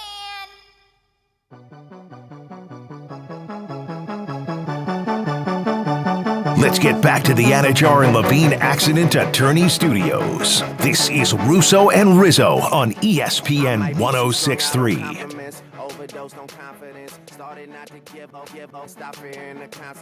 Now, the NBA season's a ways away, but in terms of nationally televised games, that's really the testament to where the network, what the league, and in some ways what the fans, what the people think about these teams coming into the year. Are they must watch? Is there a little bit of juice behind them? Is there an intrigue? Is there a question? Is there a big player? And all the number of national television games have come out for the 2025-26 season, which is going to be on ESPN, ABC, NBC, and Amazon. Teams that lead the pack, Golden State Warriors at 34, the Los Angeles Lakers 34, Thunder and Knicks both at 34. That's 4-34.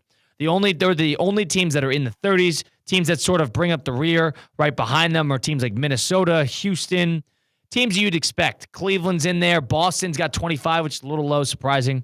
Where is Miami, you may ask? Where are the Miami Heat? Where are our local Miami Heat who we run their games here on ESPN? They have 5 games. 5. Huh? They have 5 games. And to put into comparison, the teams that are the worst situations in the league, Brooklyn, Toronto, Utah, they have 2. And the Heat are sitting there at 5. And to add another comparison to it, Sacramento, Portland, and Phoenix, 9, 8, and 9. Sacramento, Portland, and Phoenix. Those teams have 9 and 8 games respectively, and the Heat have 5. Yeah, I'd rather see the Heat than those 3 teams. But I was about to say, before you told me those 3, is it right? I kind of think it is. Who the hell wants to see them? There's your State of the Union on the Heat from the NBA. You know, you're thinking, oh, well, it's the Heat, trust the process. No. Pat Riley, Eric Spoelstra. They have one ESPN game all year. What is it? When the Warriors and Jimmy Butler visit Miami on November 19th. Mm-hmm. That's the only ESPN game the Miami Heat have throughout the season. The rest of it is going to be local, which I guess if you're watching it local doesn't make that big of a deal. But if you're thinking about what the NBA believes of the Miami Heat, what the media believes of the Miami Heat, it's that. Mm-hmm. They believe it's 5 games out of a potential 34. So the first one, did you mention the first one? The only ESPN game. I'm not sure if it's the it's November and November 19th, Golden State at 7:00. Yeah. It's their first nationally tele game. I don't know if it's the first one. It's the only ESPN all year. Or sorry, Prime Video. Prime Video, would we count that? Yeah. Yes. Prime Video. So at the New York Knicks, Friday, November 14th, and then 5 days later. And they're just piggybacking off the Knicks. 5 days later, they'll piggyback off the Warriors at home, though. It's here in South Florida. And that's it. Yep. There's your State of the Union on the Miami Heat. Does the NBA care about the Miami Heat right now? No. 5 games nationally televised. Like, my pushback, why should they? Why should they care about it? The one thing about it is it's a huge market, or it's a big market, with a great coach and always a team that's at least in the postseason. Keep that in mind. You're comparing it to Toronto and Washington, who just lived in the lottery. They gotta prove, I think, that they're deserving. Now the 3 teams above them are a bit egregious.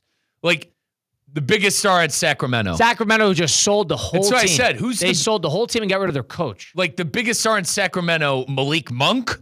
Like serious question. Phoenix, you got Booker. And then Portland, they expect to be better this year. They expect to maybe be a bubble team this year. It's a bunch of young players with no allure. Like Scoot Henderson and a bunch of unproven guys. And Drew Holiday. Fair play to Chauncey Billups for getting an extension over there in Portland, but I'm not buying that situation yet. So I would take the Heat over those three, but at the same time, like I don't think it's worth blowing a gasket over. I like this is where the Heat belong. 5 national televised games. We don't need to. If like obviously we're down here in South Florida. We're entrenched in the team. We're watching the team. But for everyone not like us that are covering the team and or is their favorite team, for a lot of listeners that are listening, why the hell do you got to watch the Heat? If you're an NBA fan, you're saying, oh, it's the same old song and dance with the Heat. They're going to make the play-in tournament and they're going to lose. Bottom line. It's a playoff team, though. It's a bottom line. It's a playoff team and a big notable team. That's a top 10 most notable franchise in the NBA, at least. They made the playoffs 2 years ago. Made the playoffs against. Off of brand recognition, you got to consider this. But quickly, let me rephrase. They made the playoffs last year, but we forget because how bad it was against Cleveland. Right. But here's the thing. I'm just thinking off of brand. They don't care about the brand. They don't care about the Miami Heat being the Miami Heat, that the Miami Heat are good playoff teams or a good playoff team consistently. They don't care about Pat Riley and Eric Spoelstra, the allure of them. What they care about is the star power that Miami does not have, number one. And number two, they don't expect Miami to be any good. Like, there are teams here that are getting games just off the prospect of them being pretty good, probably. What's good in your eyes? Orlando, that's a good team. Agreed. They're getting 14, 15 games. I think they're the best team in Florida. So they're getting 14, 15 games. And that's a team that doesn't necessarily have a big nationally recognized star power. I mean, Banchero's unreal. Still, that's not a nationally recognized team. He's a star though, but you are right. It's not recognized maybe as they were like even some ago. Surprising ones. Boston lost their star. They're at 25. It's the Celtics. That's 25, not 30. Got Jaylen Brown. You got cast members there. 25's fine with that team. You think more? You think they need more? I'm just thinking about market. Sure. That's why are the LA Lakers getting it? It's not because they're going to be the best team in the NBA. Why are Golden State getting it? It's because of the market and the reach. Well, they're hoping, first off, the league's hoping that Luka and LeBron are going to be able to be like a household name in the league next year. Is LeBron coming back, by the way? Yes, he's coming back. Okay. Back to the task. Minnesota's getting 28 games. That's a lot. Anthony Edwards, they're trying to sell that kid as the face of the league. That's it. That's the fifth most. That's the fifth most. That's a lot. This is your State of the Union of what the NBA says about how important these teams are. That's it. That's how you could read these numbers. Give me how many nationally televised games they get. Give me the top dogs again. Golden State, New York, Lakers, and the Thunder are getting 34 apiece. Then sort of bringing up number two would be Houston at 28, and then Minnesota at 28. Houston. With Durant. Yeah. That's a sellable team. They're going to get Christmas games. They got opening night games. They got ring ceremony against Oklahoma City first night. Houston more than Boston is intriguing. I'll agree with you on Denver's that. at 26. Cleveland's at 24. Dallas is at 23. San Antonio Spurs are at 22. Talk about that. It's a fun team. Fun team. Hasn't done anything. Right. But there's the allure. That's the state of what the NBA thinks. Well, look at, you go through each team. Obviously, the Thunder defending champs. If you go through each team, it makes sense, I think, though, right? How about this to make sense? Makes sense. How about this make sense to this? Indiana Pacers getting 9. I had no interest in watching that team. Didn't have any interest in watching them in the playoffs. You're only saying that because they beat Cleveland. Didn't have any interest in watching them in the playoffs either. It was because they beat Cleveland handily. That's the only reason. So happy. That's the only reason. I am so happy that I'll never have to see that team again in the playoffs. So happy. Watch when you roll up into them again and with whatever backup point guard they have. Oh, I'm so happy. And they're going to take Cleveland to school. Oh, they're only I'll getting never 9 have to games. see them again. They're only getting 9 games. As my Indiana Pacers are only getting 9 nationally televised games. Thank God. Thank God. Thank God. Miami 5 is too low. The Heat getting 5 is too low. It's too low comparatively to the 3 teams above them in Phoenix, Portland, that and puts Sacramento. Them in the bottom 5 of the league. But like, what's the all right? So say we give them 8. Are we all right with it? I just you're right. I just view it. Is it that big of a deal? Do they get 3 more, 3 less? My perspective, though, is that is just what the NBA thinks. I'm sorry, like Heat fans are going to hate me, but they stink. They stink. They don't stink. They stink. They're average. That's their problem. They're average. I think this. How many did the 76ers get? Intrigue me on that. If 14. You can. I'd rather see the 76ers than the Heat next year. Well, the 76ers, I mean, if Joel Embiid plays, they actually have Tyrese Maxey, they got McCain, they got some star power there, and there's also a big market. Boston, Knicks, 76ers, Cavs, Pistons, Bucks, Hawks, Detroit is 16. Magic. I mean, there are about 10 teams. I just rattled off 8 teams in the Eastern Conference that I think are better than the Miami Heat. You're right. They probably don't stink. That's unfair. But like in all reality, they stink because they're probably not going to make the playoffs. And with Heat fan and how I think ready to win they are again, yeah, they stink. I think it's the word I can come up for it right now. Bad situation. They don't stink as a team. They don't stink as a team. The last time they're better. They're better now than they were the last game of the season. Fair enough. Because the point I was trying to make is the last time we saw them, they stink. They got Norman. 40 points. They're a little better than what they were. 40 points to a team, to your credit, got bullied by Indiana. Half the reason, 75% of the reason I can't stand that team. 5 is low. 5 is really low. I'll give them 9. All right, how about this? All right. We're talking about a big market, Give them big 9. team that's multiple championships this century. Come on, keep that in mind. They're a great coach. Sticking in Miami, the Miami offensive coordinator, Shannon Dawson, said that there's a number 1 pick in Carson Beck that they have. We're buying this train again? 2 years ago, I would have been. Well, that's what he was the year before this year. Dude, 2 interceptions that year. And coming into the year last year, he was the flaunted number 1 overall pick. The only reason I'll put stock into this, and when I mean stock, little bit of a Miami did it last year with Cam Ward. Why can't they do it with Beck? Because Cam Ward's probably a better player. Fine, but I think Beck is more proven at this moment going into Miami than Cam Ward was last year. True, but Cam Ward also got invited to New York for the Heisman. Keep that in mind. Mm-hmm. Beck, I think 2 years ago, I think that was a Heisman-esque kind of season. And what they were able to do with Georgia. Now, Georgia didn't win anything. They haven't won anything in 2 years. I get that. But you know how badly quarterbacks are overdrafted. If Arch Manning doesn't go out next year, maybe Beck is the number 1 pick. Maybe Miami wins 9-10 games, ACC championship, Beck plays well. Beck would have to do a big public image turnaround in order to be Agreed. And that's the question with Beck. How much does he care about football?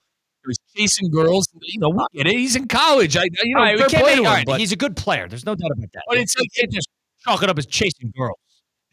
The stories that were coming out, you can make those comparisons regardless. I think Beck's going to be good for Miami. I do. I'm not high in the ACC comparatively to other people. I think Miami and Clemson are the 2 best teams in that conference by a long shot. Compared to the other teams, maybe SMU, I've lost a lot of taste with SMU after how bad Drew Aller and Penn State blew the doors off of them. All right. But if we're going to sit here and call Drew Aller a top pick in the draft next year, I think you got to do the same thing with Carson Beck. Beck has proved more in college than Drew Aller, in my honest opinion.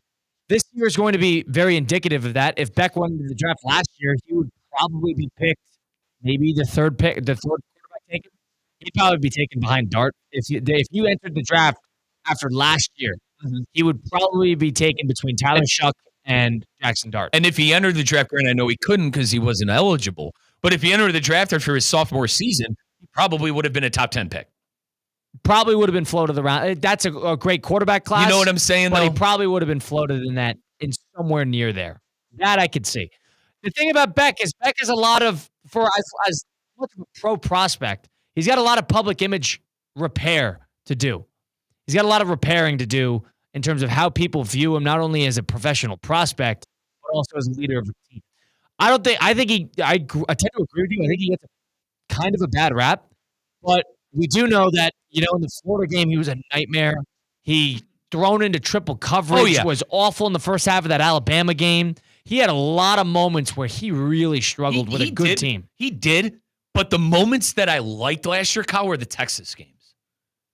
Played well against Texas multiple times. True, and the defense blitzed them. He's great when the defense sort of allows him to be, but he is somebody that was clearly frazzled multiple times throughout the season. What didn't help were his receivers. The most drops in the country by that receiving room they were terrible. To the point where they were terrible. Georgia went out and got Sakari Branch from USC. Yeah, they were terrible. There's no doubt about that. but it doesn't change the fact that, Beck definitely took some steps back.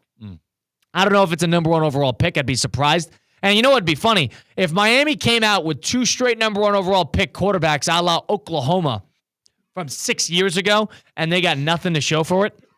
They got no appearances to show for it. They got no ACC titles to show for it. If they got nothing to show for it with 2 straight number 1 overall picks at quarterback, I think that would honestly look worse for Miami than it would if Carson Beck were to come out there. They win 8-9 games. He has an adequate season. We move on with our life. Yeah, well, the defense problem for the Hurricanes late in the season. Let's give Mario some credit. But winning big game scenarios. Agreed, but let's give Mario some credit, and let's give him a chance this season because they bolstered the defense and brought in another top quarterback prospect. I think Miami, by far, and I know I keep saying this, but by far the second best team in that ACC. And if they go to the ACC championship, take care of the bums that are on their schedule, you're not going to win every game. Let's be honest with Hurricane fans. Let's be honest with ourselves. That team's not going to win every single game next year, where they could easily lose 2 to 3 games, line themselves up for an ACC championship appearance, and who knows what happens. That I could agree with.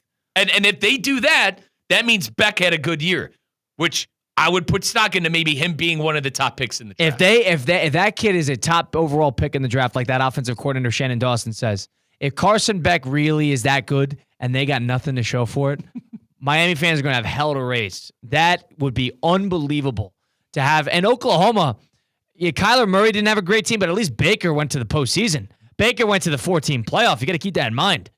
Those are the 2 Heisman quarterbacks with bad defenses. Keep that in mind. Of the number 1 overall picks, Caleb Williams never did anything. But if it's 2 different players on the same program that has elite aspirations, that would be a PR nightmare, I feel like. What is it? Do you want to become the Kentucky of the Kentucky college basketball with Calipari? Do you want to be that in Miami? Cal. Just be a professional quarterback factory. Cal has that's Lincoln Riley's reputation. He's a quarterback factory guy, but he's not a win college football game guy. Don't let Miami fall into that same trap. Cal has a national championship. I don't want to hear that. Fine. But you don't want to fall into that same trap of just having that great player but not the great team. Yeah. That's where Miami is. You don't want to be known as the chokers. By the way, I knew that Murray made that damn playoff in 18. Dude, they got smoked by Alabama. So Kyler Murray made it. They were the 4th team, and they got smoked by Alabama. That was the year where Clemson didn't cross, where Notre Dame and Ian Book didn't cross the 50 against Clemson. We had 2 terrible semifinal games. Miserable semifinal games. But I think if Miami makes that ACC championship game, anything can happen. I think Clemson's going to have a good enough track record. I think the ACC can get an at-large bid if Clemson loses the ACC champion. By putting the cart in front of the horse, absolutely. We got to see the teams play. It's what we do.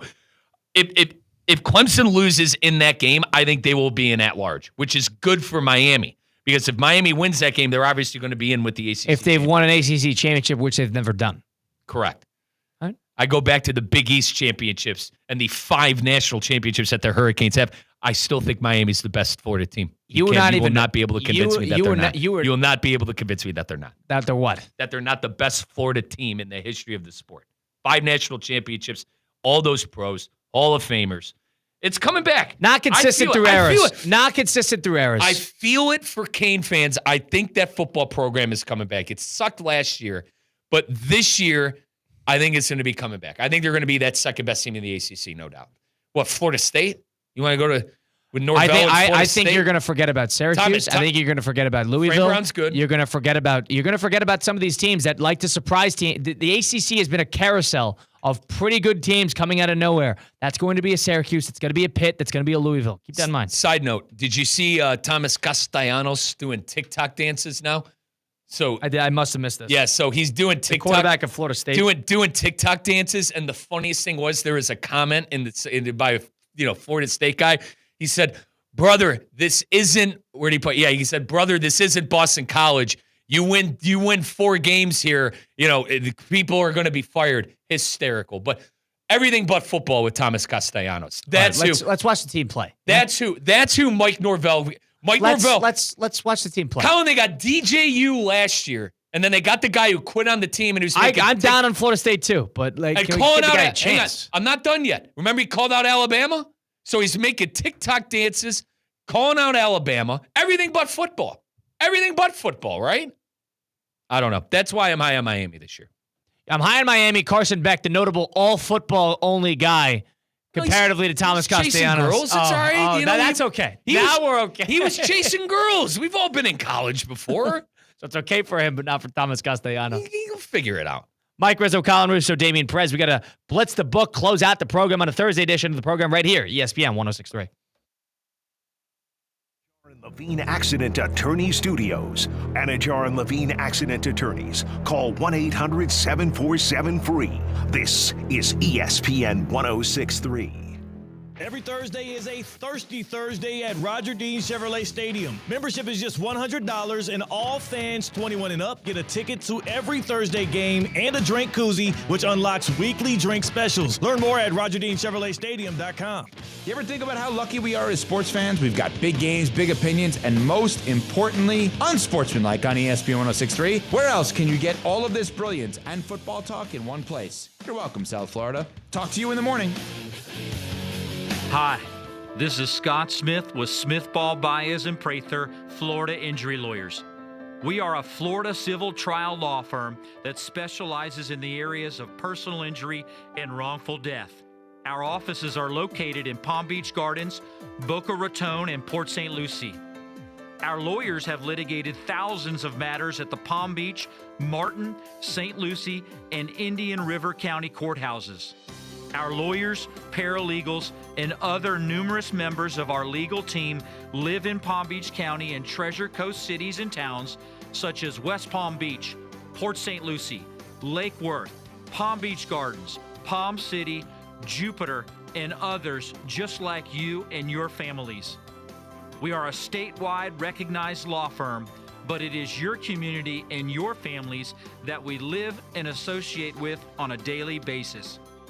Our most satisfying achievement is when we know that our legal power has helped a fellow member of our Palm Beach County and Treasure Coast community secure a fair and just huge result. If you've been injured, the lawyers at Smith Ball Baez and Prather will help. Call us at 500-HELP, 500-HELP. With Smith Ball Baez and Prather, help is just a local phone call away. Offices Palm Beach Gardens, Boca Raton, and Port St. Lucie.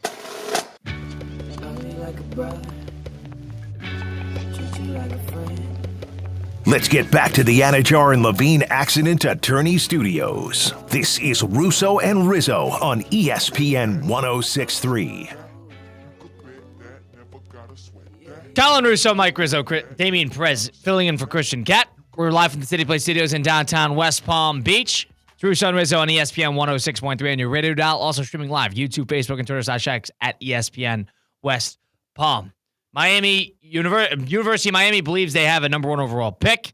The Miami Dolphins are getting destroyed in joint practices with the Bears and the Lions. A big disgrace to that. You get the Miami Heat getting 5 total national televised games in the NBA this coming season, which is about 7th lowest in the NBA. Got a lot of problems surrounding Miami sports at the moment. But the Panthers have won 2 in a row, so there's that as well. Time for us to make a couple picks now that we're in the thick of the MLB season. We'll have some fun here. Let's blitz the book, presented by Hard Rock Bet. Send some heat. Pin your ears back. It's time to blitz the book. Presented by Hard Rock Bet. What's in the book? Presented by Hard Rock Bet over on ESPN 106.3. All right, Mike, let's put our heads together, take a couple picks here. I'm thinking we take a couple MLB picks. On top of that, are there any futures that you want to add to this, or do you want to add something interesting on top of this to spice it up, or no? Maybe table tennis? I'll let you handle the table tennis. I can do that. I'm gonna give you guys a pick that I like on the baseball side tonight. I like the Guards to beat the Marlins. Minus 120. Bybee on the bump. It's the rubber match. Guards are fighting for that current last playoff spot with the New York Yankees. I don't think they lose ground tonight, with all due respect to the Marlins. By the way, we talked about the Miami Marlins a few weeks ago, maybe saying they could be a playoff team. 2-8, Kyle. 2-8 in their last 10 for the Miami Marlins. They have not played well. They had a terrible series against Houston, too. Houston, who has their number. But regardless, we're going to go with Bybee and the Guards at minus 120. We're going to stay with baseball because you got the New York Mets tonight hosting the Brave with Senga on the bump. They're plus 105 on the run line. Plus 105 on the run line, which is minus 1.5. I think we go with the Mets. Minus 1.5, plus 105 on the run line. I don't like that, but I can Senga take that. on the bump. I could take that. Well, so those are my I don't two. like it. You don't like it? Well, I don't like the Mets. You can't stand the Mets. Detroit's got Skubal on the mound tonight. I think we could take the run line on top of that or the under, but I would be more inclined to take the run line with Skubal minus 1.5 for Detroit against Minnesota. Minnesota's a mess too, by the way. And they got Skubal on the mound. Yep. So let's just bet with the great pitcher there. So, that's 3. So right now we're at 20 to win 137 with our baseball. Let's picks. add a player prop. Let's have some fun with this. Okay. I would rather take a game in the in the Detroit game. And you could do hits, RBIs, or pitching. I would say we lean on pitching. The strikeout number for Skubal is 7.5. That's high. Okay. But you want to root for Tarek Skubal to mow down the Minnesota Twins lineup? That's what I would root for. So let's add that. 7.5? Yep. If we add 7.5, we are at 20 to win 172. Now, you were mentioning you want table tennis, a couple of futures. Yep, I got it. I got one. Oscar Jodic. Oscar with a K. Oskar. Oscar. He is going against Sebastian Shostak. I don't know where these guys are playing. They must be Russia, Eastern Europe, something like that. It's a bar in snow-filled Russia. Plus 135? Plus 135. You want a little Oscar? Add it to the list. Colin, who the hell is Oscar I like the odds. Jodic? I like the odds of Oscar Jodic. The best part is, if you do the table tennis on Hard Rock Bet, is that you could bet it and then watch it on the app. 20 to win 406 with the addition of Oscar Jodic. Sign me up. That's a great parlay we got cooked up there. Yeah, we do. So once again, Tigers minus 1.5 on the run line. Tarek Skubal over 7.5 strikeouts. The Guardians to win at minus 120. The Mets to win on the run line plus 105. And then Oscar Jodic to beat Sebastian Zostak. Zostak. S-Z-O-S-T-O-K. Yostak. That's Zostak. At plus 135. That might be Yostak. That is 20 to win 406. That is how you place a parlay. I like that number. We got to make one that's like in the thousands one of these days. We will. We got to play safe. You check out the Discover page. I mean, there was a couple of them. They're all of the popular ones, at least. A lot of them are preseason. I can't do the preseason. I can't do that. What do you mean? I won $50 on the Browns plus 5.5 at Carolina. You put money on that? I put, yeah. On the Browns to win their first preseason game, or to be within 5.5? To cover 5.5, I won that. I mean, like I remember watching Hard Knocks in the second episode where they get into the Giants-Bills preseason game, and the way they're showing the game, it's like the Bills are playing great. Both quarterbacks are flying down the field. Yeah. Then they show the score, and the Giants are up 34-29. I'm like, wait a second. I thought this team was playing great. They're not playing great. Do you want to know? Individual players can play great, and the team can lose. That's why I don't like it. We're fading the Browns this weekend because Dylan Gabriel's starting. Shador's probably not going to be playing with that oblique. I'd probably, if anything, I would bet on the Browns. Why? Because you think Gabriel's going to? Because he's got to. He has to. Well, guess what? The last time I saw that guy, Sonny Styles was throwing him to the ground on the 20 at the Rose Bowl. He's got to play well. That guy couldn't do anything against Ohio State's defense, but fair play to him. And Shador, won the Alamo Bowl? He didn't have the team, Oregon. Oh, okay. Oregon had, please. The Heisman Trophy winner is not enough? You could have played quarterback for Oregon and put up some substantial numbers under. Dylan Gabriel's like 4th in the history of college football in passing yards? I'm completely a Shador nut. I understand that. I'll take the 6'4" quarterback over the guy who can't see the line of scrimmage. But right. You have problems with his height, and you have problems with his offensive line. I got a problem with him. I got a problem. 3rd round pick. What a waste, Andrew Berry. Absolute waste. The funniest part is you haven't even seen him play a snap. Absolute waste of a third-round pick. I don't need to, honestly. I'm looking forward to Monday after he goes 18 for 23 We'll see. with 3 touchdowns, and Mike goes in with a Dylan Gabriel jersey saying, salvage Shador's value for picks. To be fair to Colin, all I want is the Browns to be good. Obviously, it'd be great if it was Shador, but if Dylan Gabriel's the next Drew Brees, sign me up. I just don't see it. You're out on Dylan Gabriel. How do you give him a chance? I'm massively out on Dylan Gabriel. How do you give him a chance? I'll give him a chance. You can't be that sold on one guy after one preseason game. You can't. You can't do it. Not logical. Logical people can't. I have an issue. I'm a Shador guy. I'm a Shador man. But you cannot be this. You cannot be this sold on one player after one game. Do you know what's the song? I'm a soul man. They did a remix to I'm a Shador man. Okay. That's me. That's you. Yeah. So after one game. Oh yeah. I mean, I've been a Shador man since he got taken in the 5th round. You were a little back and forth. I was all over it. I loved it. Damian Perez is my witness. Hosts a Saturday tailgate.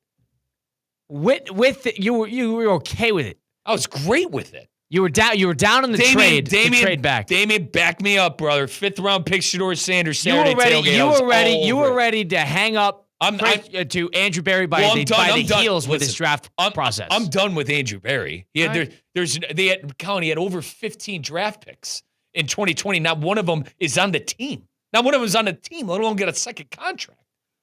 All right. Anyway, fine. Anywho, give me. You're sold. You're living in the moment. This is classic Mike Rizzo. Such buying into a moment that a preseason game determines his complete conclusion on one player. I'm a Shador man. You said I could play quarterback for Oregon. You could play defensive back for that Carolina team in that 4th quarter of that Brown game. I'm a Shador man. You could play. You could have played in that game, and you would have fit in. You could have played in that defense that Shador went against. You think I don't want to put words in your mouth. You think Dylan Gabriel could be something? I think you got to give him a chance.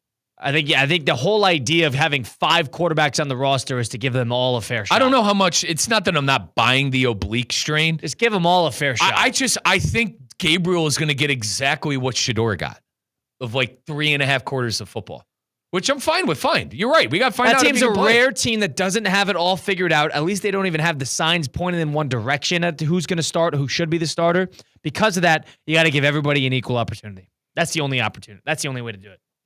Because you can't take favoritism on a 5th round pick. You didn't put enough stock. You didn't put enough draft capital into that to make it we have to play him. But there's no we have to play him. My thing is drafting Dylan Gabriel in the 3rd round when you probably could have got a player who could compete for a starting position at another position on a team that needs other positions badly is pretty crazy. But it's also no guarantee that Shador Sanders is going to be any good.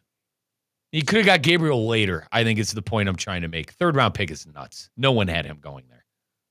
I couldn't tell you where Dylan Gabriel is being floated in the NFL draft, but what I could say is there is nobody on that roster that is deserving today of that starting position alone. That's probably it. Flacco. Flacco That's start, it. And he should start. But he should start. And he's the fallback option. He should start. There is nobody else that is worth it. He gets the first couple of games. And when ultimately the Browns start losing games, because they are going to be losing games this year, that's when you give the rookies the reins of go at it. That's why Kenny Pickett's a waste of time. The idea is just give everybody a fair shot. That's all you can ask for.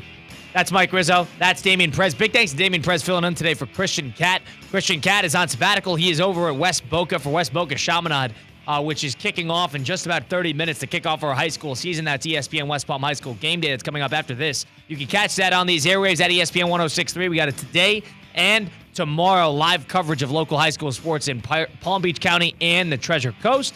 We want to say thank you for tuning in. Appreciate you guys staying aboard with us. If you missed any of the show, go listen back on Apple, Spotify, wherever you get your podcasts, all those great places. You could also watch us back, YouTube, Facebook, and Twitter/X. We'll be back at it tomorrow live from Atlantic High School down in Delray in preview of Atlantic Palm Beach Gardens. Colin Russo saying so long. We'll see you next time, ESPN 106.3.